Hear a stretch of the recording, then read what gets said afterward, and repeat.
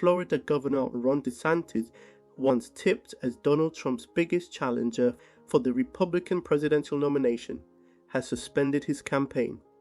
It comes after Mr. DeSantis only narrowly beat his nearest rival, Nikki to second place in the Republican Party's Iowa caucuses, far behind Mr. Trump, who scored a record-breaking victory.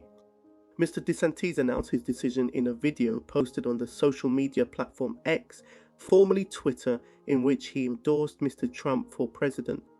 He said, following the result and deliberation with his campaign team, that he could no longer see a clear path to victory in the Republican race. If there was anything I could do to produce a favorable outcome, more campaign stops, more interviews, I would do it, he said. But I can't ask our supporters to volunteer their time and donate their resources. We don't have a clear path to victory. Accordingly, I am today suspending my campaign.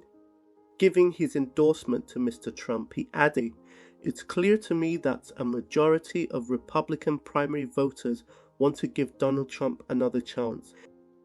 He has my endorsement because we can't go back to the old Republican guard of yesteryear, a repackaged form of warmed-over corporatism that Nikki Haley represents. The move comes 2 days before the New Hampshire primary, where Ms. Haley is tipped to perform well." Mr. DeSantis, who campaigned heavily in Iowa, had reportedly shifted his campaign team's focus to the next primary in Mrs. Haley's home state of South Carolina prior to Sunday's announcement.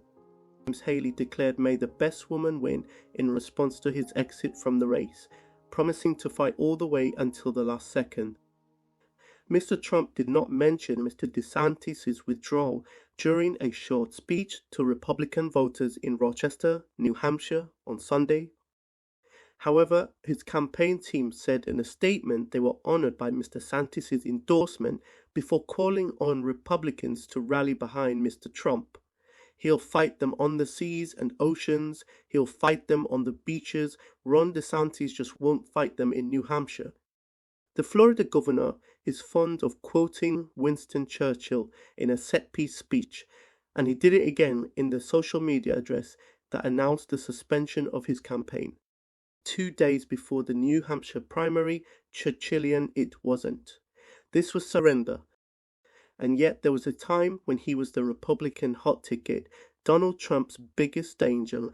Like others before him and around him, DeSantis couldn't live with the party's big beast. There is space on the Trump wing of the party only for the man himself.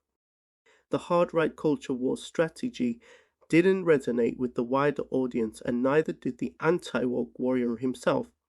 Politics in the United States is partly performance art, and Ron DeSantis is no performer. Thanks for watching. Please like, share, and subscribe to the channel.